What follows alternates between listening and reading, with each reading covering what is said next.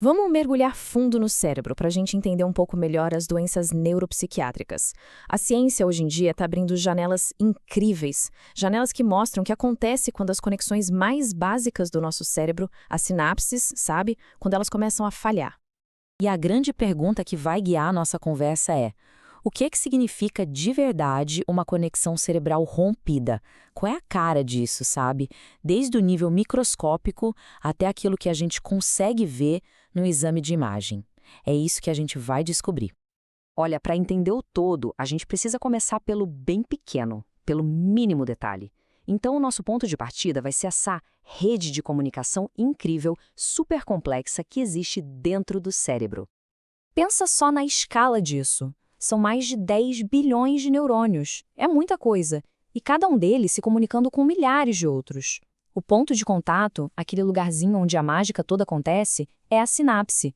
É ali. É a unidade fundamental de como o cérebro processa informação. Isso leva a gente para um conceito que é fascinante, a tal da plasticidade neuronal. O que é isso? Bom, essa rede toda ela não é fixa, não é estática. O cérebro está o tempo todo se reorganizando, se religando, fortalecendo umas conexões aqui, enfraquecendo outras ali. É exatamente assim que a gente aprende, se adapta e guarda memórias. Então, o ponto crucial é o seguinte: e se esse processo todo de adaptação der algum problema?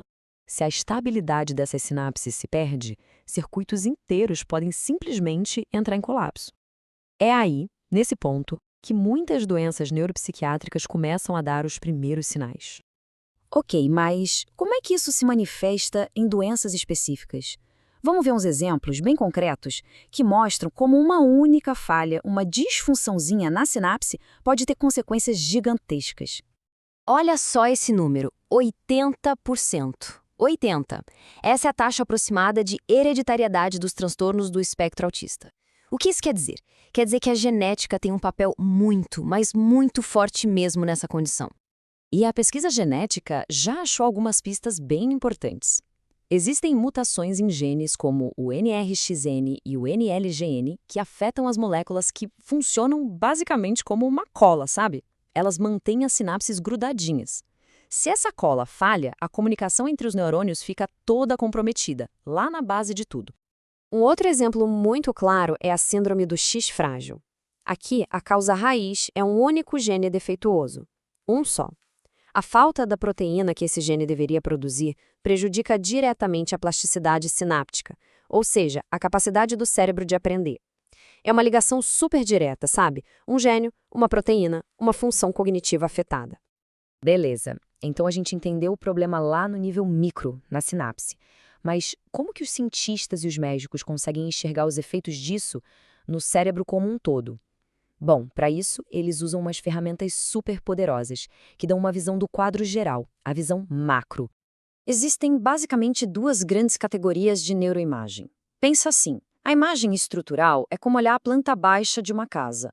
Ela mostra a anatomia, as paredes, os cômodos, a estrutura. Já a imagem funcional é como se a gente visse as luzes acendendo e apagando dentro dessa casa.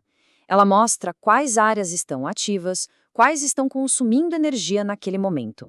Vamos começar então com as ferramentas que mostram a planta baixa do cérebro.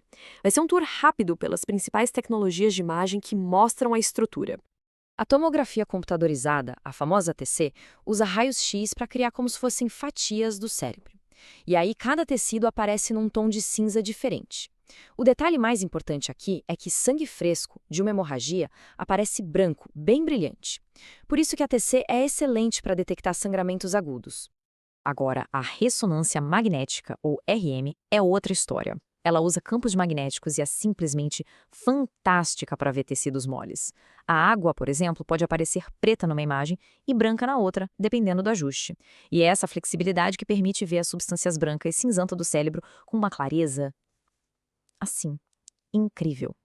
Então, tá, quando se usa cada uma? Pensa assim, ATC é para emergência. Uma batida na cabeça, um trauma, porque ela é rápida e vê muito bem sangue e osso.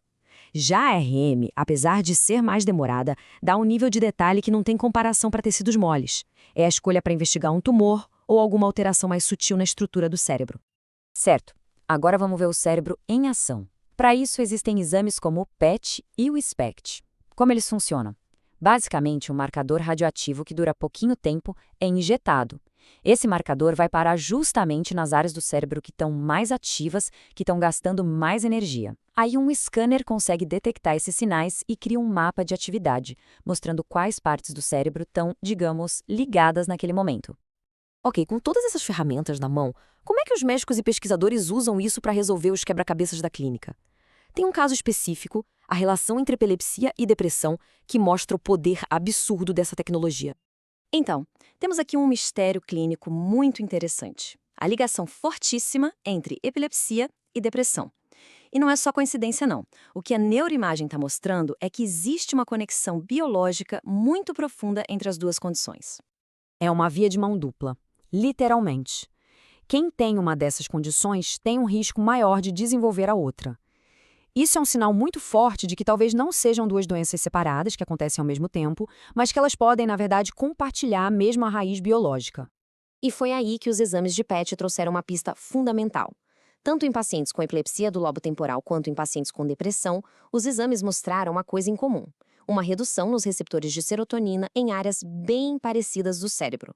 A imagem funcional basicamente ligou os pontos no nível molecular. Essa citação resume a ideia de forma perfeita. Um cérebro que está no estado de hiperexcitabilidade, ou seja, superestimulado, pode manifestar isso como uma convulsão ou com uma alteração de humor. É o mesmo problema no circuito, só que com resultados diferentes, mas que estão, no fundo, super conectados.